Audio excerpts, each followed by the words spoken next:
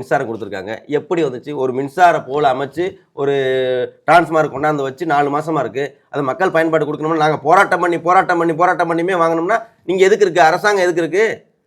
எல்லாத்தையுமே போராட்டம். இப்போ சிவகங்கை மாவட்டத்தில் இளையாங்குடி யூனியனை எடுத்துக்கிட்டிங்கன்னா கிட்டத்தட்ட கிராமப்புற சாலைகள் எல்லாமே பாரத பிரதமர் நரேந்திர மோடி அவர்களால் கொண்டு வரப்பட்ட பிரதம மந்திரி சாலை தான் இருக்குது. அந்த சாலைக்கு ஒரு 8 கிலோமீட்டர் போடுறதுக்கு ஒரு 5,5 கோடி ரூபா ஃபண்டு ஒதுக்குறாங்க பிரதமர். இந்த 5,5 கோடி ரூபாயை வாங்கிட்டு ஒரு 8 கிலோமீட்டர் தரமா போடலைங்க. நீங்கள் சமீபத்தில் பார்த்துருப்பீங்க, வீடியோலாம் பார்த்துருப்பீங்க. அது சும்மா அந்த இப்படி கையை வச்சு அமுக்கணும்னா அந்த ரோடு உள்ளே போதுங்க. ஒரு லாரி போனால் அந்த தாங்குமா அந்த ரோடு?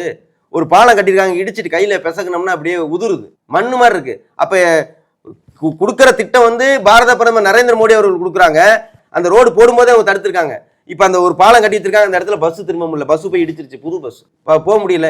இந்த மாதிரி ஒவ்வொரு திட்டத்திலையும் பயங்கர ஊழல். இப்போ ஏங்க 5,5 கோடி கொடுத்தா அவன் 50 லட்சம் வாங்கிடுவான் போல, இல்லை 1 கோடி வாங்கிடுவான் போல கமிஷன். இருக்கிற ஏஇலேருந்து பிஇல சி எல்லாரும் அது என்னென்ன பதவி இருக்குன்னு கூட தெரியல.